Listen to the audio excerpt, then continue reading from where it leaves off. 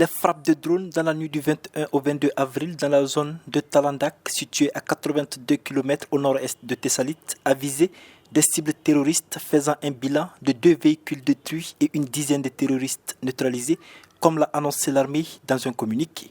Une opération d'envergure qui s'est intensifiée depuis que l'Algérie a abattu un drone malien, pourtant sur le territoire, dans la nuit du 31 au 1er avril. Une lutte implacable, une lutte contre le terrorisme et surtout la maîtrise de l'espace aérien et l'espace terrien.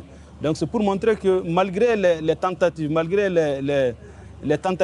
visant à attaquer l'armée malienne, à déstabiliser par les multiples facteurs qu'on a entre autres, ces opérations prouvent à suffisance que les forces armées du Mali ont la capacité d'intervenir sur l'ensemble du territoire national.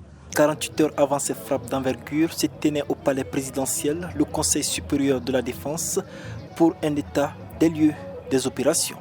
Des opérations appréciées par la population qui avait déjà organisé de grandes manifestations pour dénoncer les agissements de l'Algérie.